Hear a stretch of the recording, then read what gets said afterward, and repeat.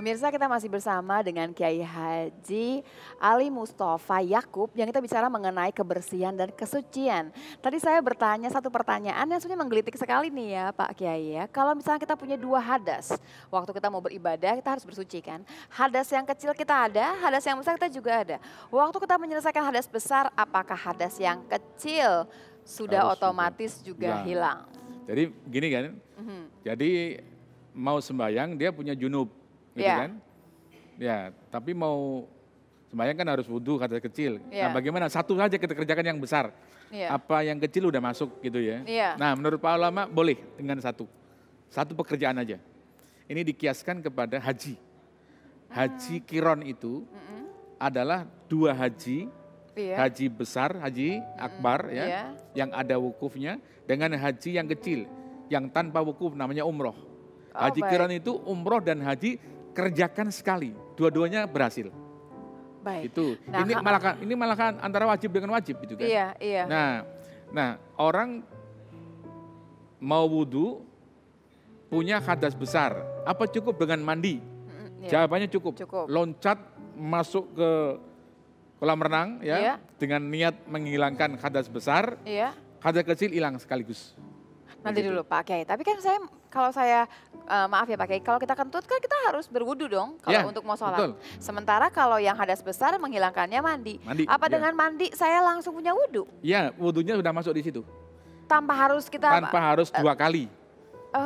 Tanpa harus dua kali ya. Makanya saya contohkan kenapa jebur ke kolam renang. Sebab kan dia semua ikutan basah nih ya. Gak akan kecuali kalau kemudian punya batal lagi gitu loh. Begitu, ya lain lagi ceritanya nah, ya jadi berarti. Menurut para ulama ini disebut dalam kitab namanya Al-Ashbah wa Nadhair ya. Ya ini membarengkan niat. At-tasyrik fin niyah. Nah jadi ibadah yang besar, ibadah kecil. Kalau yang kecil boleh masuk yang besar, maka dikerjakan sekali cukup. Tapi kita niatnya adalah dua-duanya. Ya berduanya, niatnya itu. Ya. Walaupun kita mengerjakannya cuma sekali. Kerjanya sekali, niatnya dua. Nah, gitu ya. Pak Kiai, kita kalau bersuci kan ada hitungannya air sudah pasti. Kemudian debu tadi dikatakan. Apalagi yang bisa kita gunakan untuk bersuci? Selain air dan debu. Tidak ada yang ketiga. Sebab di dunia ini kalau nggak ada air ternyata kan debu. Debu harusnya ada dimanapun juga. Iya, ada ya. Kalau tidak ada air dan tidak ada debu sama sekali misalnya, saya nggak tahu di tempat mana nggak ada air dan nggak ada debu itu. Kita kembali lagi ke tayamum. Tayamum kan tuh jadi hebat sekali ya Pak Kiai ya. Kita hadas besar saja dengan tayamum, hadas besar kita sudah kita bisa sucikan.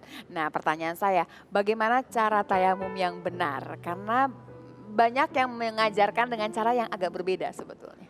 Begini, insya Allah yang diajarkan di Indonesia itu semuanya benar.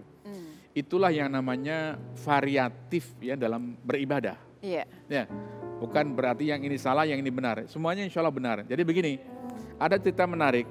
Ada sejumlah sahabat itu terkena junub. Nah, karena junub itu mestinya kan harus mandi besar gitu kan. Maka dia kemudian karena nggak dapat air, dia berguling-guling di pasir gitu kan. Jadi menganggap ya tayamum itu ya, tayamum dari hadas besar ya seperti mandi besar gitu berguling-guling. Setelah diketahui Rasulullah mengajarkan kamu cukup nepuk dengan kedua tangan kamu, usapkan kepada wajah dan kemudian pada tangan kamu gitu kan. Nah disinilah, jadi di sini kemudian ada dua versi. Ya kalau muka sama semuanya, tapi kemudian tangan. Maksud tangan itu apa? Apa sampai di lengan? Sampai siku gitu ya. Apa cukup pergelangan saja gitu ya. Sebagian ulama mengatakan karena ketika wudhu sampai di lengan, maka tayamum pun sebagai pengganti wudhu sampai di lengan juga gitu kan. Sebagian ulama mengatakan tidak, cukup sampai pergelangan. Kenapa? Karena yang namanya tangan itu ini sudah termasuk namanya tangan. Buktinya seorang pencuri kalau dihukum potong tangannya, potongnya bukan di sini, tapi di sini. Maka ini sudah termasuk tangan katanya begitu. Nah ini dua versi ini ada, insya Allah benar semua lah gitu ya. Kalau Pak Kiai ngambil yang mana? Saya ikutin Pak Kiai aja biasanya sih. Apanya? Kalau Pak Kiai ambil yang mana? Yang cuma tangan Dengan apalagi kalau tangan dulu baru muka. Ya. Kalau yang lengan kan muka dulu baru sampai lengan. Muka dulu kemudian lengan. Nah, ya kan? Tentu kalau ambil yang sempurna ke sini lebih sempurna. Itu aja yang pakai itu. Baik. Berapa kali Pak Kiai? 3 kali atau cuma sekali 1 cukup. kali? Nah, sekali cukup. 1 kali. Yeah. Ini kan tayamum kan cukup dahsyat kan sebetulnya. Yeah. Nah Pak Kiai, kalau hitungan bersuci seperti apa? Kan kalau kita hadas ada yang besar dan yang kecil. Yang besar jelas lah Pak Kiai. Kalau tidak yakin dengan yang hadas kecil, apa sebaiknya kita tetap bersuci atau sebaiknya diyakinkan? Misalnya begini ya, kita tadi sudah bersuci, udah wudhu misalnya gitu ya. Sekarang kemudian ragu apakah sudah batal atau betul atau belum gitu kan. Nah kalau tadi yakin kita sudah bersuci, kita ragu apakah batal, ini hukumnya tetap suci. Walaupun kita ragu? Justru karena ragu itu, kecuali kalau yakin. Yakin batal, baru kemudian kita, Kalau kita ragu, ya ragu sudah batal atau betul belum. Tapi kita yakin tadi bersuci, maka yakin tidak dapat dihilangkan dengan ragu. Nanti loh, al yakin la yuzalu bisyak, gitu kan. Sebaliknya, saya sudah punya hadas kecil, misalnya kan? Ya, yakin sudah punya hadas kecil, ya. Mau sembahyang, saya ragu apa sudah wudhu atau belum? Apa belum? Nah, mana yang diambil? Yang yakin. Yang yakin. Berarti punya harus hadas. Wudhu lagi, nah, mau wudhu tidak lagi mau. Gitu loh. Itu menurut hukum Islam begitu.